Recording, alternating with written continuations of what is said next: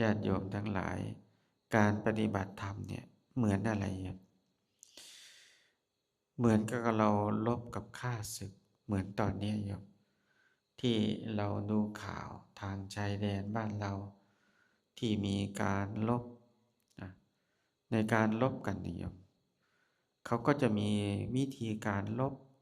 ต่างๆในการลบนั้นก็มีทั้งการใช้อาวุธหนัก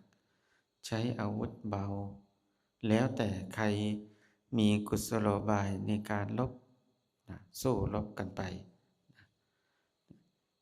ฉันใดก็ดีการปฏิบัติธรรมเนี่ยเราก็ลบเหมือนกันนะสงคราม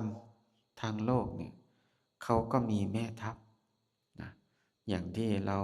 แม่ทัพฝ่ายของข้าศึกนะหรือแม่ทัพของอีกฝ่ายตรงข้ามที่ลบกันอยู่เขาก็จะมีแม่ทัพเหมือนกัน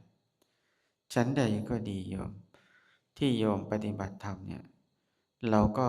มีแม่ทัพในการลบเหมือนกันนะแม่ทัพที่มีที่ประจันหน้ากันสองฝ่ายที่ลบกันอยู่ตอนนี้ก็คือแม่ทัพที่เป็นฝ่ายบุญแล้วก็แม่ทัพที่เป็นฝ่ายบาปนะสองฝ่ายนี่แหละที่มันลบทัพจับศึกกันแม่ทัพที่เป็นฝ่ายบาปเนี่ยหัวหน้าใหญ่มันคือโมหะความไม่รู้ซึ่งเป็นแม่ทัพใหญ่เหมือนที่โยมมาปฏิบัติธรรมเนี่ยเราเกิดความโกรธขึ้นมาก็เพราะแม่ทัพฝ่ายตัวโมหะความหลงเราก็เลยไม่รู้ตามความเป็นจริงหรือเวลาที่เราโกรธก็เพราะว่าเราหลงไม่รู้ตามความเป็นจริงมันก็เลยทำให้เราเนี่ยหลงไป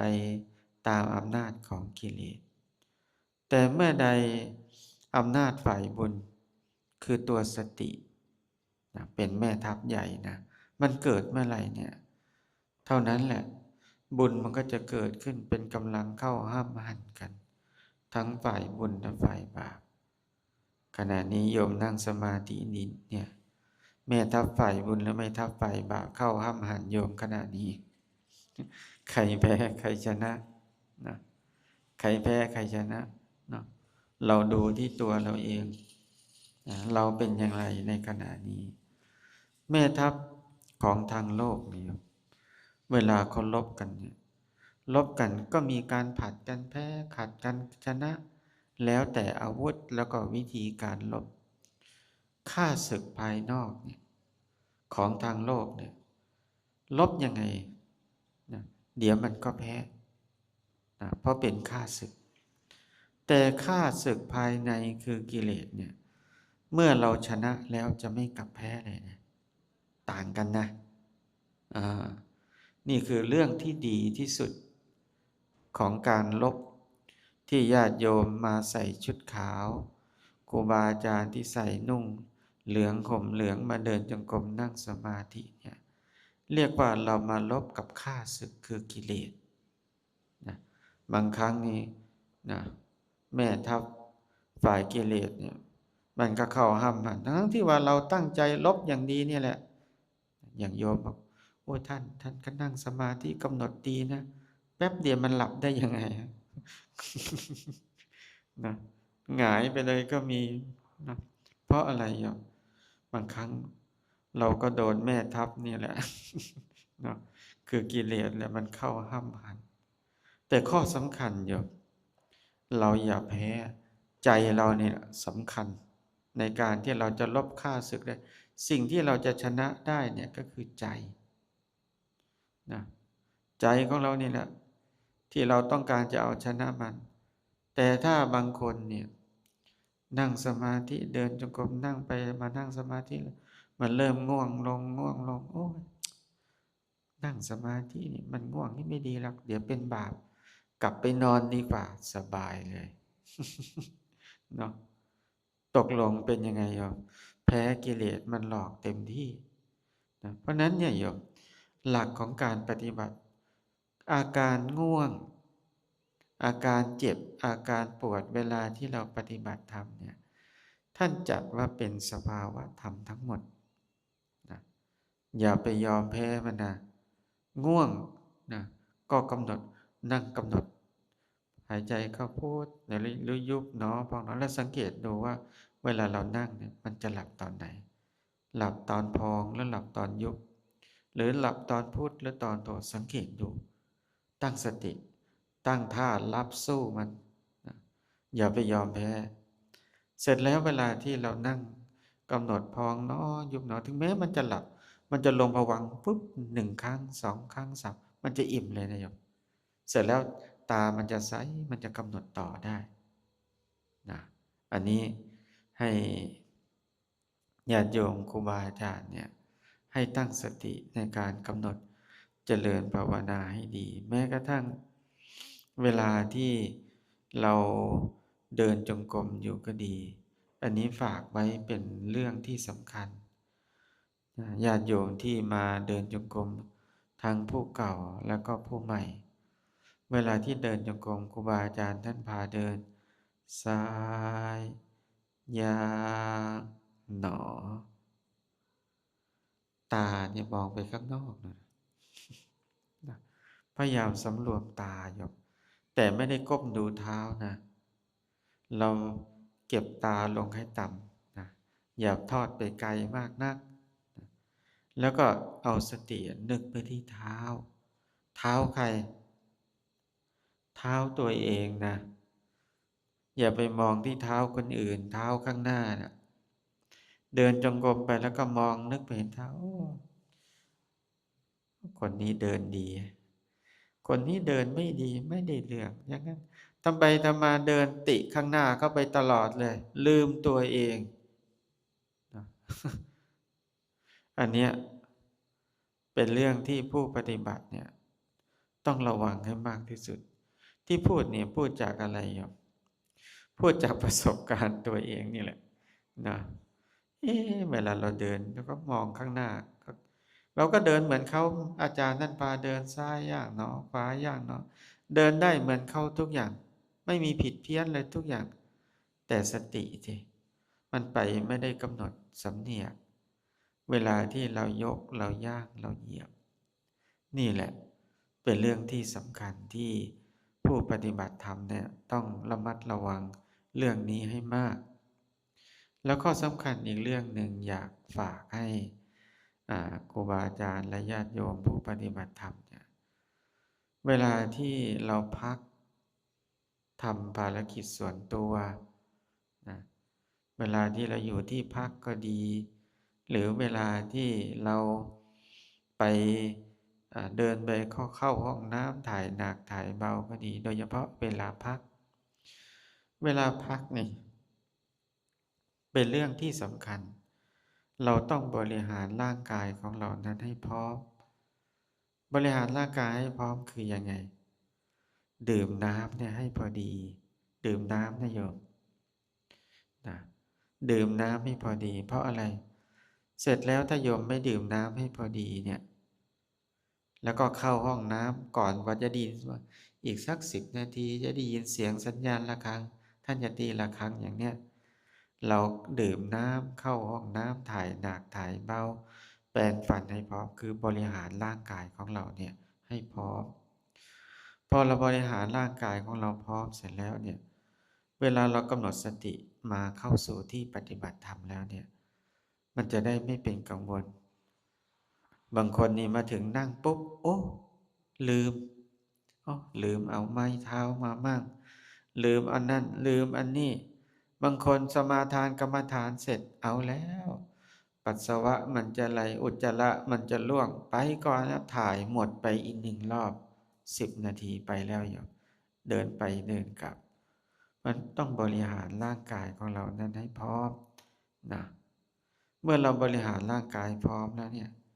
เวลาเราเข้าสู่ภาคปฏิบัติธรรมจะเป็นภาคเช้าก็ดีภาคบ่ายก็ดี เวลาครูบาอาจารย์ท่านพาเดินจงกรมเสร็จแล้วเนี่ยไม่จำเป็นอย่าลุกไปไหนนะอย่าออกไปข้างนอก เพราะอะไร เวลาที่เราปฏิบัติธรรมและเราเดินไปข้างนอกเนี่ยแล้วยิ่งบางคนไม่กำหนดด้วยหนักเลย เป็นยังไง เวลาไปแล้วเราก็ไป พอกลับมาเหมือนกับมาตั้งต้นดูหนังม้วนใหม่เลยเหมือนเคยเห็นไหมเราดูหนังดูละครอ่ะพอดูหนังดูละครมันเอาโฆษณาตัดโอ้โหพอมาดูใหม่มันโฆษณานานกลับมาดูใหม่เหมือนมาตั้งต้นหนังเรื่องใหม่เลยพอกำลังจะสนุกเอาอีกแล้วโฆษณามาอีกแล้วเพราะฉะนั้นเนี่ยให้เตรียมตัวให้พร้อมเราจะมีอะไรมั่งที่จะมาที่ร้านทำปฏิบัติธรรมกระเป๋าอิเซสซอรี่ต่างๆอะไรโทรศัพท์มือถือเนี่ยมาถึงเนี่ยปิดเสียงโทรศัพท์เนาะไม่ใช่ออกเสียงกิ้งก้างเสียงอะไรไม่รู้ละนะเตรียมตัวให้พร้อมแม้กระทั่งอุปกรณ์อะไรต่างๆเราเตรียมมาวางไว้ข้างๆเสร็จแล้วถึงเวลาเราก็หิ้วมาเข้าสู่ภาคปฏิบัติธรรมพอถึงเวลาเดินจงกรมนั่งสมาธิสมาทานกรรมฐานเราก็ปฏิบัติธรรมพอถึงเวลาถ้ากำหนดนั่งหนอเราก็กำหนดเจริญภาวนาแล้วก็มานั่งแต่บางคนไม่เลยพอกำหนดนั่งหนอไปแล้วซ้ายย่างหนอขวาย่างหนอไปห้องน้ำเป็นยังไงพอเราไปอย่างนั้นเสร็จแล้วมานั่งสมาธิลดเลยนะเพราะว่าสมาธิเนี่ยจะเกิดมากคือตอนที่เราเดินจงกรมสำคัญนะสมาธิจะตั้งมั่นได้นานเราจะนั่งสมาธิได้นานนั่งได้ดีสงบได้ดีก็ดูตอนเดินจงกรมถ้าเราเดินจงกรมดีมีสติกับการต้นยกกลางยกสุดยกต้นย่างกลางย่างสุดย่างต้นเหยียบกลางเหยียบสุดเหยียบดีไม่เผลอเวลาเรากำหนดนั่งหนอแล้วมานั่งเนี่ยก็สงบเร็วแล้วนั่งได้นานอาการเจ็บอาการปวดมีไม่มีแต่ไม่เข้าไปรบกวนจิตอันนี้คือหลักการที่สำคัญเลยนะแต่ถ้าเวลาโยมเดี๋ยวนอนซะก่อนหรือว่าหาเวลาเดินหลบลี้ไปนั่นแหละคือเราไม่รู้ประโยชน์คืออาตมาว่าโยมไม่เข้าใจเฉยๆหรอกถ้าโยมตั้งใจเดินจงกรมดีนะแล้วเวลาเรามากำหนดนั่งเนาะเดินซ้ายย่างเนาะขวาย่างเวลานั่งกันสำรวมดีๆแล้วก็นั่งปรับเอวนั่งแล้วเรากำหนดนั่งเนาะนั่งมันถ้าเข้าสมาธิก็เข้าไปเลยหรือสติสมาธิมันตั้งมั่นก็จะตั้งมั่นได้นานถึงแม้จะเจ็บจะปวดก็สามารถที่จะทนเวทนาได้นะอันนี้คืออยากฝากให้ครูบาอาจารย์แล้วก็ญาติโยมผู้ปฏิบัติธรรมเนี่ยให้พยายามสำเนียกเวลาที่เราเดินจงกรมให้ตั้งสติในการเดินให้มากๆแล้วก็เวลาที่เรามานั่งเนี่ยจัดอาสนะให้ดีๆนะจัดยังไงหามุมเหมาะๆมุมเหมาะๆคือเป็นมุมที่เรากะว่านั่งแล้วเนี่ยแหละมันไม่เป็นขวางทางคนอื่นเขาเดินโดยเฉพาะโยมที่มีสมาธิตั้งมั่นนานบางทีเป็นนะโยมบางทีเรานั่งสมาธินั่งไปพองเนาะยุบหนอมันสงบที่ดีได้ยินเสียงท่านกำหนดพอสมควรแก่เวลาแต่รู้สึกว่าจิตของมันเนี่ยมันกำลังสงบดีมือเนี่ยมันยังแน่นตึ๊บอยู่เลยเราเคยสังเกตไหมครับเวลานั่งสมาธิมันตั้งมั่นดีตัวมันจะตั้งตรงมือเนี่ยติดกันตึ๊บเลยถ้ามันยังสงบดีอยู่เนี่ยเรายังไม่ต้องรีบครับนั่งซะก่อนนะเอาความสงบซะก่อนพอสมาธิมันเริ่มคลายแล้วเราจึงค่อยไปเดินจงกรมต่อนะอันนี้เป็นหลักการอยากฝากให้ญาติโยมเพื่ออะไรบางครั้งโยมตกใจนะเวลาเรานั่งสมาธิพอสมควรรีบดึงมือออกกลัวว่าจะอายเขาเดี๋ยวนั่งแล้วจะอายเดี๋ยวเขาลุกไปแล้วเราไปนั่งอยู่คนเดียวมันประเจิดประเจ้อมันไม่ถูกไม่ต้องอายนะทำความดีไม่ต้องอายใครโดยเฉพาะการปฏิบัติธรรมเนี่ยทำเลยนะแต่ถ้าทำบาปเนี่ยอย่าไปทำน่าอายแต่ถ้านั่งแต่ข้อสำคัญคือถ้าเราคิดว่าเรานั่งแล้วมันจะสงบนานอะไรเราหามุมที่เราคิดว่านั่งแล้วเนี่ยไม่ติดในที่เขาเดินจงกรมนะก็ดูด้วยนะ เดี๋ยวมันจะฝางหรือเวลานั่งแล้วครูบาอาจารย์หรือญาติโยมท่านเดินจงกรมแล้วก็จะดูเหมือนกับว่าไม่ค่อยสะดวกเราก็เลือกนะอันนี้เป็นเขาเรียกว่าเป็นหลักการบางอย่างที่ครูบาอาจารย์แล้วก็ผู้ปฏิบัติธรรมนั้นก็ควรรู้เรื่องเหล่านี้ไว้เพื่อเราจะได้เรียกว่าบางครั้งจิตของเราเนี่ยมันกำลังสงบที่สงบดีมันกำลังจะดิ่งลงดีลงดีอ้าวพอสมควรมันถอนขึ้นมาเลยบางครั้งเราตกใจเสร็จแล้วเวลาไปเดินจงกรมแล้วมาปฏิบัติมันจะให้ลงเหมือนเก่ามันไม่ลงนะอันนี้เราก็สังเกตเอาเวลาที่ปฏิบัติธรรมเนี่ยเราควรมีหลักการอย่างไรมีเทคนิคอย่างไรในการปฏิบัติธรรมกับอีกเรื่องหนึ่งเวลาที่เราเดินจงกรมเสร็จแล้วเนี่ยโยมสังเกตไหมว่าเราเดินจงกรมอย่างไรแล้วสงบนะสังเกตนะสองเรานั่งสมาธินั่งอย่างไรแล้วเข้าสมาธิได้นั่งอย่างไรแล้วสงบให้จำหลักการแล้วกำหนดอย่างไรแล้วสงบให้จำหลักการอย่างนั้นไว้ให้ดีนะแต่ละคนเนี่ยหลักการเหล่านี้เนี่ยสอนกันไม่ได้เพราะว่าอันนี้เป็นหลักการของแต่ละคนจะต้องทำเอาเองแต่วิธีกำหนดอย่างนี้นะกำหนดสติดูอาการท้องพองท้องยุบทำอย่างนี้เวลาเดินจงกรมเดินอย่างนี้นะแต่เวลาจะเข้าสมาธิเข้าอย่างไรกำหนดอย่างไรเนี่ยแล้วเข้าไปอย่างไรเนี่ยผู้ปฏิบัติธรรมต้องจำเองนะจำหลักการให้ได้ว่าเฮ้ยเราเข้าที่แล้วเราเข้าสมาธิเรากำหนดยังไงเรากำหนดพองน้อยเราสงบแล้วมันเข้าไปยังไงนะพยายามสำเนียกตั้งสติแล้วจำอาการนั้นให้ได้เพื่อว่าจะได้เป็นหลักการในการปฏิบัติพอเราจะจำอารมณ์นี้ได้ง่ายเหมือนอุปมาเหมือนอะไรอยู่เหมือนก็โยมขี่รถนะขี่รถผ่านวัดป่าคำมิกมันเคยอยู่ตรงไหนจำไม่ได้แต่ปรากฏว่าพอเราวิ่งมามันมีเวลาเราผ่านปากทางวัดป่าคำมิกเนี่ยมันจะมีทางเข้ามีป้ายแล้วมันเลี้ยวมาอย่างนี้แล้วเราจำไม่ได้ครั้งหนึ่งพอเราจำได้ครั้งต่อไปมันจะเริ่มคุ้นครั้งสองครั้งสามครั้งสี่มันก็จะเริ่มชำนาญขึ้นชำนาญขึ้นชำนาญขึ้นนะอันนี้คือเรื่องที่ผู้ปฏิบัติธรรมเนี่ยต้องจำหลักการของการปฏิบัติอันนี้ไว้ด้วยเพื่อว่าเวลาที่เราปฏิบัติธรรมแล้วเนี่ยก็จะได้ง่ายนะแก่การเจริญภาวนาแล้วก็เป็นการทำให้เราได้เรียกว่าได้มีหลักการในการประพฤติปฏิบัติธรรมเจริญภาวนาเพื่อจะได้เป็นแนวทางในการปฏิบัติของใครของมันอันนี้เป็นเรื่องที่เราต้องใช้เรียกว่าเทคนิคเฉพาะตัวว่าเรากำหนดอย่างไรเราปฏิบัติอย่างไรแล้วสงบอุปมาเหมือนอีกอย่างหนึ่งเหมือนอะไรโยมเหมือนกับเวลาที่เรารับประทานอาหารเวลาที่เรารับประทานอาหารเนี่ยเขาก็บอกอยู่ว่าเวลาเรารับประทานอาหารเนี่ยเราต้องใช้ช้อนนะหรือเวลาโยมทานข้าวเหนียวโยมก็เอามือปั้นข้าวเหนียวปั้น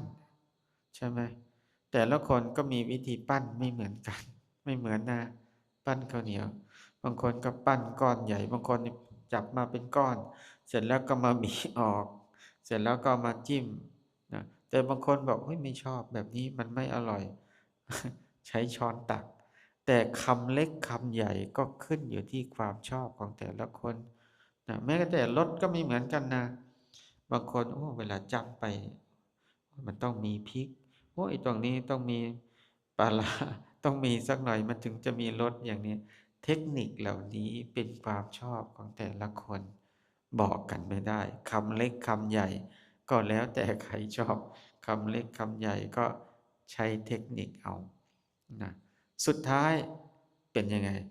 อิ่มเหมือนกันใช่ไหมการปฏิบัติธรรมนี้ก็เหมือนกันเราปฏิบัติธรรมเดินจงกรมนั่งสมาธิทำนี้สุดท้ายถึงความพ้นทุกข์เหมือนกัน คือจุดมุ่งหมายคือดำเนินไปสู่ความพ้นทุกข์ก็คือพระนิพพาน แต่ว่าวิธีการครูบาอาจารย์ท่านก็จะพาเดินพานั่งอย่างนี้นี่แหละ กับอีกเรื่องหนึ่งอยากให้ผู้ปฏิบัติธรรมทั้งหลายเนี่ยเวลาที่เราปฏิบัติธรรมเดินจงกรมเจริญภาวนาโดยเฉพาะเวลาที่เรามานั่งสมาธิเนี่ยเราอย่าเพิ่มอะไรอย่าเพิ่มความอยากเข้าไปเพิ่มความอยากคืออะไรเวลาเรานั่งสมาธิเวลาเรานั่งสมาธิทำไมมันไม่สงบเนาะทำไมมันไม่เห็นนั่นเห็นนี่อะไรมันนั่งสมาธิมันต้องเป็นอย่างนี้อย่างนี้อย่างนี้ทำไปทำมาเนี่ยโยมเราเพิ่มความอยากเข้าไปอีกหนึ่งตัวในขณะนั้นเนี่ยเรากำลังเพิ่มความโลภโลภะเนี่ยความโลภเข้าไปอีกหนึ่งตัวนะเป็นเรื่องที่สำคัญนะอย่าไปปฏิบัติหน้าที่ของผู้ปฏิบัติครูบาอาจารย์จะบอกอยู่ตลอดเวลาหลักการปฏิบัติมีแค่สองอย่างเท่านั้นหนึ่งปฏิบัติสองกำหนดนะและมีอะไรเกิดขึ้นอย่าเฉยให้รีบกำหนดทันทีดีใจก็กำหนดเสียใจกำหนดพอใจไม่พอใจก็กำหนดโดยเฉพาะการกำหนดต้นจิตนี่แหละสำคัญอย่าดูเฉยๆนะเหมือนกับที่ญาติโยมนั่งสมาธิเจริญภาวนาเนี่ยเรากำหนดสติทางหูกำหนดได้ยินเนาะได้ยินเนาะนะพอเรากำหนดสติทางกำหนดสติเสียงที่เราได้ยินเนี่ยกระทบหูนะเป็นยังไงโยมพอกระทบปุ๊บมันกระดับกระทบแล้วมันกระดับกระทบแล้วกระดับมันไม่เกิดการปรุงแต่งท่านจึงให้เรากำหนดแต่ถ้าเราเสียงที่เราได้ยินก็ดีรูปที่เราได้เห็นทางตาก็ดีเราเห็นแล้วเราไม่กำหนดเป็นยังไงมันวิ่งเข้าไปเลยเข้ามาทางตาแล้วมันเข้าไปไหนอ่ะไปเก็บไปในภวังคจิตเลยเข้าไปแล้วพอมันไปเก็บเสร็จแล้วมันเกิดการปรุงแต่งปรุงแต่งยังไงชอบหรือไม่ชอบใช่ไหมเกิดความปรุงแต่งว่าชอบหรือไม่ชอบถ้าไม่ชอบทำยังไงก็แสดงออกทางกายมั่งทางวาจามั่งนะพูดคำหยาบหรือทุบตีด้วยมือมั่งนะแต่ถ้าอันไหนมันชอบนะถ้าชอบเนี่ยเป็นโลภะอันนี้แหละคือเรื่องที่เราต้องกำหนดด้วยเพราะไม่งั้นเนี่ยเราจะไหลไปอำนาจของแม่ทัพที่เป็นฝ่ายบาปที่มันคอยลบกับเราอยู่ตลอดเวลาถ้าไม่งั้นเนี่ยเราลบกี่ครั้งกี่ครั้งก็แพ้นะเรียกว่าเราปฏิบัติธรรมเนี่ยเราต้องอาศัยการกำหนดสติเจริญภาวนาแต่โยมอาจจะบอกว่าเอ๊ะท่านทำไมมันลืมบ่อย มันลืมบ่อยใช่ไหมโยมเดินไปถึงไปตั้งใจตั้งสติเนี่ยลุกไปนี่แหละจะไปเข้าห้องน้ำซ้ายขวา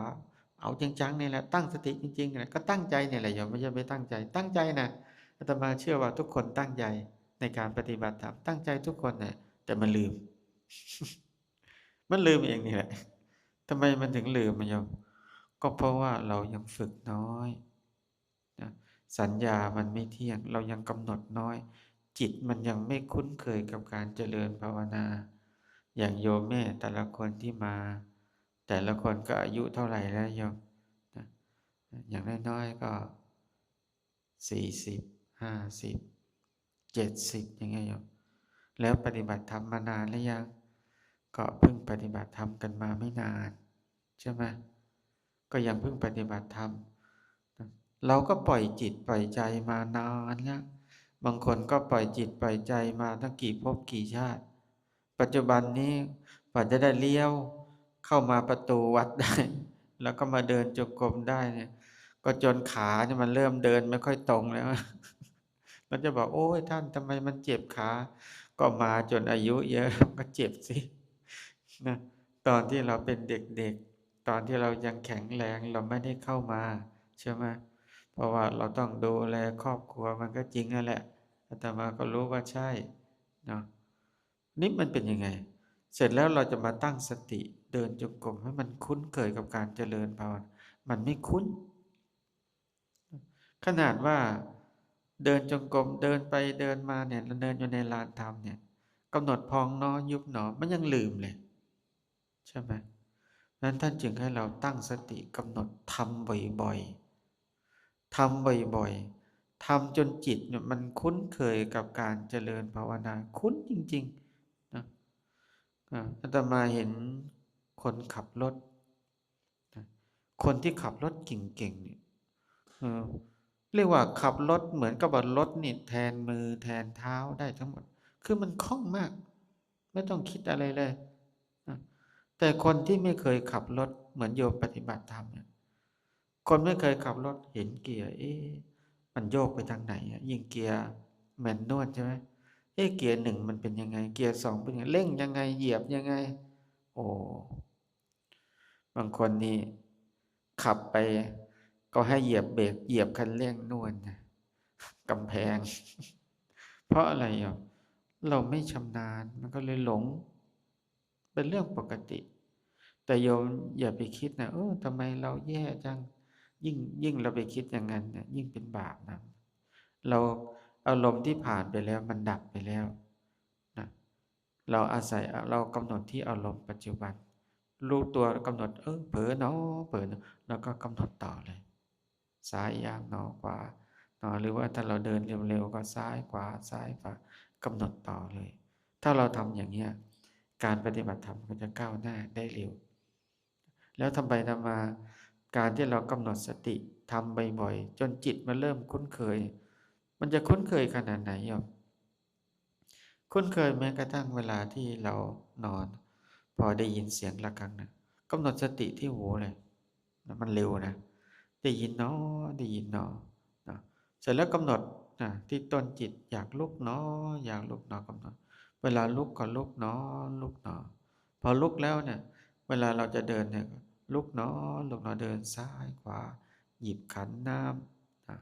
อุปกรณ์เปิดประตูปิดประตูทำภารกิจส่วนตัวอะไรเราก็กำหนดมันจะกำหนดอะไรอย่างเนี่ยหรือบางทีเราทำบ่อยๆทำเป็นประจำที่แรกๆเนี่ยเหมือนกับคนขับรถเนี่ยขึ้นสะพานเราจะเข้าเกียร์ไหนลงไหลลงจะจอดที่นี้เราจะเหยียบคันเร่งยังไงนะมันยังไม่รู้ยังไม่ชำนาญเหมือนกับผู้ปฏิบัติธรรมใหม่นี่แหละก็เหมือนกันแต่ให้เราทำประจำทำจนจิตมันคุ้นเคยเหมือนคนขับรถ พอเราขับบ่อยๆคราวเนี้ยไม่ต้องคิดเลยมันชำนาญมากอ๋อถ้าขึ้นที่เนินอย่างนี้เราเร่งอย่างนี้เข้าเกียร์อย่างนี้นะเหมือนคนขับรถที่เป็นเกียร์ออโต้มันจะเป็นอัตโนมัติมันวิ่งก็มันคล่องเสถียรมากสะดวกยิ่งทุกวันนี้มีรถไฟฟ้าระบบออโตเมติกที่ทันสมัยการปฏิบัติธรรมนี่ยิ่งทันสมัยจิตของเราเนี่ย มันยิ่งฉลาด ถ้าโยมสามารถกำหนดสติเจริญภาวนาจนจิตมันคุ้นเคยแล้วเนี่ยมันจะเป็นอุปกรณ์ที่ป้องกันอย่างดีนะทหารนิยมเขามีบังเกอร์ใช่ไหมป้องกันมีบังเกอร์ป้องกันระเบิดป้องกันอะไรต่างๆแต่มันก็ไม่ได้ป้องกันได้ทั้งหมดนะป้องกันไม่ได้ทั้งหมดหรอกบางครั้งมันยิงมาหนักๆบังเกอร์ก็พังเหมือนกัน มันไม่เหลือแม้กระทั่งบางครั้งบังเกอร์เนี่ยมันป้องกันได้บางอย่างแต่มันป้องกันไม่ได้ทั้งหมดนะชั้นใดก็ดีการปฏิบัติธรรมเนี่ยโยมถ้าเราฝึกสติด้วยการกำหนดทางหูทางตาทางจมูกทางลิ้นทางกายทางใจเนี่ยก็เรียกว่าทางอายตนะของเราเนี่ยพอเราฝึกฝนจนชำนิชำนาญเนี่ยมันจะเป็นอุปกรณ์ที่ป้องกันนะเหมือนกับอุโบสถการประเรียนของท่านอาจารย์มหาท่านอาศักดิ์เนี่ยนะมีอยู่ประตูหน้าต่างก็มีหมดเลยนะแต่เป็นยังไงมีช่องทั้งหมดแต่เปิดไว้รอรับฝุ่นทั้งหมดเลยหน้าที่เป็นของใครหน้าที่ก็เป็นของหลวงปู่แอดกับคณะทำความสะอาดไปเพราะว่าขี้ฝุ่นมันเข้ามันมีแต่ประตูมีแต่หน้าต่างแต่ช่องมันไม่ได้ปิด เหมือนกับเราเปิดประตูไว้รอรับโจรตลอดเลยอะโจรมันก็เข้ามานะพอโจรมันเข้ามามันก็เข้าทำลายปล้นสะดมต่างๆสร้างความเสียหายให้กับเจ้าของที่ชั้นใดก็ดีนะศาลาหลังนี้ก็เหมือนกันมันไม่มีประตูไม่มีหน้าต่างมันก็เลยฝุ่นละอองต่างๆมันก็เข้ามานะแต่ถ้าเรามีประตูมีหน้าต่างปิดก็ป้องกันฝุ่นป้องกันละอองต่างๆที่จะเข้ามาเรารู้ว่าฝนตกเราก็ปิดหน้าต่างปิดประตูแล้วเราก็ทำความสะอาดข้างในพอเราทำความสะอาดข้างในเสร็จแล้วเนี่ยสถานที่เราอยู่มันก็จะสะอาดชั้นใดก็ดีอย่างเวลาที่เราปฏิบัติธรรมเนี่ยนะเจริญภาวนาอย่างเรากำหนดแต่ละครั้งเนี่ยเหมือนกับเราปิดประตูเลยนะปิดประตูป้องกันไม่ให้กิเลสมันเข้ามาทางตาทางหูทางจมูกทางลิ้นทางกายทางใจเวลาเราก็เห็นทางตาเราไม่ได้กำหนดที่รูปเหมือนอาตมาเห็นเสาเนี่ยไม่ได้ไปกำหนดที่เสานะแต่กำหนดที่ตาเห็นเนาะเสียงเหมือนกันนะเสียงที่ได้ยินอยู่ในขณะนี้อาตมาไม่ได้กำหนดที่เสียงแต่กำหนดที่หูปิดนะเหมือนกับโยมเนี่ยฝุ่นมันมาโยมไม่ได้ไปเอามือไปดันฝุ่นนะแต่เราปิดประตูซะเท่านั้นก็จบนะเราไม่ต้องไปยุ่งกับเรื่องข้างนอกข้างนอกก็จะทะเลาะกันข้างนอกก็จะมีเสียงเราปิดประตูซะจบทุกเรื่องปิดประตูคือตาหูจมูกลิ้นกายใจจบทุกเรื่องเลยเสร็จแล้วพอเราปิดประตูอย่างนี้เป็นไงเรากำหนดเห็นหนอก็ดีนะรู้หนอก็ดีหรือกำหนดคิดหนอแต่ละครั้งนะโยมนอกจากว่ามันป้องกันกิเลสไม่ให้มันเข้ามาแล้วนะเป็นยังไงมันเข้าไปทำลายกิเลสข้างในด้วยอนุสัยกิเลสเนี่ยที่มันฝังเหมือนกับเราปิดประตูหน้าต่างอย่างเงี้ยโยมแล้วหลวงปู่แอกแกก็ทำความสะอาดข้างในก็สะอาดไปด้วยอันนี้ก็เหมือนกันกิเลสที่มันนอนเนื่องอยู่ในอนุสัยกิเลสเราเนี่ยมันเก็บไว้ในภวังค์จิตของเราเนี่ยไม่รู้กี่ภพกี่ชาตินานมากเลยต้องอาศัยการเจริญภาวนานะที่เราปฏิบัติธรรมเดินจงกรมนั่งสมาธินี่แหละเรียกว่าอาศัยกำลังเมื่อสติสมาศรัทธาวิริยะสติสมาธิปัญญาของเราเนี่ยมันรวมตัวแล้วมีกำลังมากเท่าไหร่เนี่ยมันก็จะเข้าไปทำลายตัวอนุสัยกิเลสของเราเนี่ยให้มันเบาลงเบาลงเบาลงเบาลงไปตามลำดับถ้าอุปมาเหมือนอะไรโยมอุปมาเหมือนกับเราเอาค้อนไปทุบหินโยมเคยทุบหินไหมเอาค้อนไปทุบหินแล้วทุบปูนเวลาเอาค้อนปอนไปทุบหินทุบปูนเราก็ทุบนะเวลาได้ทุบเอาค้อนไปทุบหินทุบปูนเนี่ยมันต้องมีศิลปะในการทุบนะทุบไม่เป็นนี่ดำค้อนมันดีดใส่ปากนะต้องทุบให้เป็นนะทุบให้มันลงน้ำหนักที่ปลายค้อนแล้วเวลาทุบเนี่ยโยมเวลาเราทุบไปแต่ละครั้งเนี่ยทุบตึมตึ้งไปแต่ละทีหินเนี่ยก้อนใหญ่ๆเวลาเราทุบไปเนี่ยทุบไปทุบไปทุบครั้งแรกมันไม่กระเทือนนะแค่มีรอยแต่มีรอยนะทุบไปทุบไปรอยร้าวมันเริ่มเกิดขึ้นทุบไปทุบไปทุบไปทุบไปบ่อยเข้าแตกถามว่าหินที่แตกเนี่ยเกิดจากการทุบครั้งสุดท้ายใช่หรือไม่ไม่ใช่นะโยมที่มันแตกเพราะเกิดจากกระเทือนที่มันทุบตั้งแต่ครั้งแรกนะมันไม่ได้แตกเพราะทุบทีเดียวมันแตกไม่ใช่มันกระเทือนตั้งแต่เราทุบครั้งแรกแล้วมันเริ่มเกิดรอยแล้วเราทุบไม่หยุดเนี่ยแต่ถ้าเราท้อซะก่อนทุบทีเดียวโอ้ยมันสองโหดมันลำบากอะทุบครั้งที่สามไม่ไหวทิ้งค้อนเลยเรียบร้อยงานไม่ประสบความสำเร็จเพราะว่าเราท้อซะก่อนแต่ถ้าเรามีความตั้งใจมีความตั้งมั่นที่จะทุบมันจริงๆทุบไปบ่อยๆทุบประจำมันหลุดทีละน้อยทีละมันแตกหมดไปหรืออุปมาเหมือนอะไรโยมเหมือนกับเวลาที่เราดับไฟโดยเฉพาะไฟคือความโกรธเนี่ยเราเกิดความโกรธโทสะไม่พอใจ ท่านให้กำหนดไว้โกรธเนาะนึกได้ยังกำหนดต้นจิตโกรธเนาะโกรธเนาะไม่พอใจเนาะโยมกำหนดแล้วมันก็ไม่เห็นมีอะไรเกิดขึ้นเกิดที่เกิดสตินะแต่ว่ากำลังของสติของเราเนี่ยมันอ่อนมันจึงยังไม่หายโกรธมันยังไม่หายหงุดหงิดท่านอุปมาเหมือนกับคล้ายๆที่เราเอาค้อนไปทุบหินนี่อยู่คือกำลังของสติเรามันอ่อนเหมือนกับเราเอาน้ำใส่ขันนี่อยู่แล้วก็ไปดับไฟกองใหญ่ๆอ่ะมันจะดับไหมเอาน้ำไปลดขันหนึ่งมันไม่ดับทันทีหรอกแต่มันเป็นปัจจัยให้ไฟอันนั้นมีกำลังอ่อนมีผลนะแต่ไฟเนี่ยมันอ่อนแล้วแต่กำลังของน้ำเนี่ยมันน้อยแต่ถ้าเราเติมน้ำบ่อยๆไม่หยุดลดบ่อยๆลดบ่อยๆไฟมันก็จะเริ่มลดลงลดลงลดลงลดลงลดลงไปตามลำดับจนไฟนั้นมันดับสนิทไปชั้นใดที่ดีไฟคือกิเลสของเรานี่เหมือนกันความโลภความโกรธต้องอาศัยเวลาในการปฏิบัติในการกำหนดสติเจริญภาวนาเหมือนกับเราเอาค้อนทุบนะทุบเรื่อยๆอย่าใจร้อนค้อนทุบหินนะอย่าใจร้อนเอ๊ะทำไมมันไม่แตกเหมือนโยมนั่งสมาธิ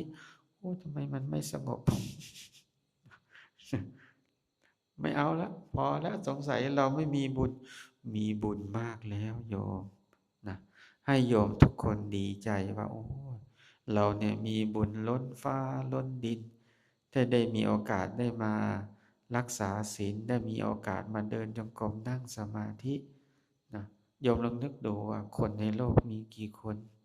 ได้มานั่งสมาธิอย่างนี้ได้มาเดินจงกรมอย่างนี้มีกี่คนเสร็จแล้วการที่เราได้มาปฏิบัติธรรมมาเดินจงกรมมานั่งสมาธิเจริญภาวนาอย่างนี้นี่แหละจะเป็นอุปนิสัยนะเรียกว่าจิตของเราที่มันคุ้นเคยต่อการเจริญภาวนาเนี่ยจะทำให้เรามีความสงบทางด้านจิตใจนะเป็นยังไงโดยเฉพาะเวลาที่เราป่วยไข้ไม่สบายเนี่ยเราจะมีหลักในการเจริญภาวนาในการที่เราอยู่คนเดียวบางคนนี่ป่วยมานี่โอ้ยนะเรียกลูกเรียกหลานเพราะอะไรจิตมันขาดสมาธิขาดหลักนะแต่ถ้าโยมมีหลักในการปฏิบัติเนี่ยโยมจะอยู่ได้อย่างมีความสุขเวลามันป่วยเรากำหนดนะเจ็บเนาะเวลามันปวดหัวก็เจ็บเนาะเจ็บเนาะปวดเนาะปวดเนาะจะมีกรรมฐานเวลาเรามีกรรมฐานในการอ่ารักษากายรักษาใจแล้วนี่มันเป็นอยู่แต่ว่ามันไม่เข้าไปรบกวนจิตใจของเราและที่สำคัญที่สุดเวลาที่เรามาปฏิบัติธรรมนิยมที่เราเจ็บแข้งเจ็บขาปวดหลังปวดอะไรต่างๆบางคนจนบอกหรือคนที่ไม่เข้าใจโอ้มาปฏิบัติธรรมทำไมปฏิบัติธรรมแล้วก็เจ็บแข้งเจ็บขาไม่เห็นดีอะไรตรงไหนเลยโยมรู้ไหมว่าเรามาปฏิบัติธรรมเนี่ยเรามาซ้อมให้เห็นทุกข์ให้เข้าใจในเรื่องทุกข์ถ้าเราเข้าใจในเรื่องทุกข์เราจึงจะพ้นทุกข์ถ้าโยมไม่เห็นทุกข์ก็จะไม่เห็นธรรมเหมือนพระพุทธเจ้าตรัสในหลักอริยสัจสี่ทุกข์สมุทัยนิโรธมรรคแต่ถ้าโยมยังพอใจในสุขโยมจะไม่เห็นทุกข์และโดยเฉพาะหลักการที่สำคัญที่สุดเนี่ยในเรื่องของความสุขเนี่ยไม่มีนะโยมในร่างกายเราเนี่ยในร่างกายเราเนี่ยความสุขมันไม่มีจิตใจสุขไม่มีในหลักธรรมไม่มีคำว่าความสุขอย่างโยมนั่งสมาธิเนี่ยไม่มีหรอกคำว่าสุขมีแต่ทุกข์น้อยกับทุกข์มากเวลาเรานั่งเปลี่ยนท่านั่งทีก็รู้สึกว่ามันสบายนั่นน่ะเขาเรียกทุกข์น้อยนะเขาไม่เรียกว่าสุขนะเขาเรียกว่าทุกข์น้อยนะแต่ถ้าเราเจ็บมากก็ทุกข์มากหน่อยนะแต่ทำยังไงเราจะไม่ทุกข์เราไม่ทุกข์เข้าไปที่ใจนะเพราะนั้นเวลาที่เรามาปฏิบัติธรรมเนี่ยเรียกว่าเรามาซ้อมตายนะซ้อมในการเจริญภาวนาซ้อมตายซ้อมในการที่จะอยู่คนเดียวอยู่คนเดียวจริงๆนะเป็นยังไง เราจะมีสามีเราจะมีภรรยาที่รักมีลูกที่ดีขนาดไหนสุดท้ายเราก็ต้องอยู่คนเดียวนะนอนโรงพยาบาลคนเดียวอยู่บ้านคนเดียวตายคนเดียวอยู่ในโรงคนเดียวแล้วก็ไปคนเดียวต้องซ้อมไว้นะซ้อมในการปฏิบัติธรรมไว้ว่าทำยังไงเราจะมีพระกรรมฐานเนี่ยเป็นที่พึ่งอย่างที่ญาติโยมทั้งหลายได้มากำหนดสติในการเจริญภาวนาเมื่อโยมมีกรรมฐานเป็นที่พึ่งแล้วเนี่ยเวลาที่มันเจ็บมันปวดก็ดีเราเข้าใจหลักของการปฏิบัติธรรมเนี่ยเราจะไม่ทุกข์เมื่อเราไม่ทุกข์เราเข้าใจหลักของการปฏิบัติธรรมเนี่ยมันจะเป็นเหตุเป็นปัจจัยอย่างน้อยๆก็เป็นอุปกรณ์ในการป้องกันไม่ให้เราตกอบายภูมินะถึงแม้ไม่ได้บรรลุอริยมรรคอริยผลนะก็เป็นอุปกรณ์ในการป้องกันไม่ให้เราไปตกอบายภูมิเพราะว่าเรามีสติในการเจริญภาวนายิ่งถ้าเราได้บรรลุอริยมรรคอริยผลด้วยเนี่ยโอ้เรียกว่าปิดอบายภูมิได้อย่าง100%เรียกว่าเราชนะข้าศึกอย่างถาวรเป็นการชนะที่ไม่กลับแพ้นะนี่เพราะฉะนั้นการปฏิบัติธรรมเนี่ยจึงเป็นการปฏิบัติธรรมที่ดีที่สุดที่พระพุทธเจ้าเลือกให้แล้วเป็นการลบข้าศึกเมื่อชนะแล้วก็ชนะเลยนะแต่ถ้าโยมชนะข้าศึกทางโลกด้วยอาวุธยุทโธปกรณ์ยังไงเราก็แพ้อะไรโยมแพ้ยังไงไม่ได้ว่าเขากลับมาลบเรานะเราอาจชนะนั่นแหละตลอดชีวิตแต่เสร็จแล้วเราก็แพ้ต่อความตายพอตายไปแล้วเราก็ยังท่องเที่ยวอยู่ในวัฏฏะสงสารอย่างนี้แหละแล้วก็ทุกข์อีกแล้วก็มาทะเลาะกันอีกตีกันอีกอย่างนี้แหละปวดแข้งปวดขาอย่างนี้แต่ถ้าโยมปฏิบัติธรรมแล้วเอาชนะความทุกข์ได้นะได้บรรลุอริยมรรคได้ผลปิดประตูอบายภูมิได้หรือได้บรรลุถึงสูงสุดเข้าถึงฝั่งพระนิพพานได้โอ้เรียกว่าเป็นบรมสุขสูงสุดในพระพุทธศาสนาที่พระองค์ทรงตรัสว่ายังไงนัตถิสันติปรังสุขขังสุขอื่นยิ่งกว่าความสงบไม่มีก็คือพระนิพพานเพราะฉะนั้นวันนี้อาตมาภาพก็ขอกล่าวธรรมะนะเพื่อเป็นการให้กำลังใจแล้วก็เป็นแนวทางเป็นอุปกรณ์นะเป็นเครื่องมือแทนโทรศัพท์มือถือเนาะตัววันนี้โทรศัพท์มือถือเนี่ยเป็นปัจจัยที่5เนาะนะลืมอะไรลืมได้แต่อย่าลืมโทรศัพท์นะโชเฟอร์อาตมานะมาด้วยกันนะวิ่งออกมาได้หน่อยโยมโทรมาโยมโชเฟอร์ลืมโทรศัพท์วิ่งกลับไปเอาโทรศัพท์โอ้ปัจจัยสำคัญเหมือนกันนะโทรศัพท์เนาะฉันใดก็ดีการปฏิบัติธรรมเนี่ยเราต้องรู้จักหลักการอุปกรณ์เหมือนกับเรามีอาวุธไปสู้รบถึงเวลาเราก็จะได้ใช้ได้เป็นแล้วก็ใช้สมควรแก่การปฏิบัติแล้วการปฏิบัติอย่างนี้เป็นหนทางที่เราจะดำเนินไปสู่ความพ้นทุกข์ถึงสันติสุขก็คือพระนิพพานเพราะฉะนั้นวันนี้อาตมาภาพจึงขออนุโมทนากับท่านอาจารย์มหาธนศักดิ์พร้อมทั้งคณะครูบาอาจารย์คณะอุบาสกอุบาสิกาพ่อครัวแม่ครัวทุกท่านทุกคนที่เราเสียสละกำลังกายเสียสละกำลังทรัพย์เสียสละกำลังสติปัญญาที่เราได้มาร่วมกันประพฤติปฏิบัติธรรมจัดงานประพฤติปฏิบัติธรรมเจริญภาวนาขึ้นเพื่อให้เราทั้งหลายนั้นจะได้มีโอกาสได้ประพฤติปฏิบัติธรรมเจริญภาวนาเหตุนั้นอาตมาภาพจึงขออาราธนาคุณของพระรัตนตรัยคือคุณของพระพุทธคุณของพระธรรมคุณของพระสงฆ์ตลอดถึงบุญกุศลเหล่าใดที่คณะครูบาอาจารย์ญาติโยมทั้งหลายที่ได้สั่งสมอบรมมาดีแล้วขอจงรวมมาเป็นตบะเป็นเดชะเป็นประวะปัจจัยส่งผลให้คณะญาติโยมทั้งหลายจงปราศจากทุกข์โศกโรคภัย สัพพอันตรายทั้งหลายทั้งปวงจงอย่าได้มีขอให้มีแต่ความสุขความเจริญสงบร่มเย็นในบวรพระพุทธศาสนาเป็นนิจสถิตมั่นในสัจธรรมนำตนให้พ้นออกจากทุกข์ถึงสันติสุขกล่าวคือมรรคผลพระนิพพานจงด้วยกันทุกท่านทุกคนเทอญสาธุนิพพานะปัจจโยตุ อาจารย์มาสุดทอดสีสุดโทเป็นองค์แสดงธรรม สา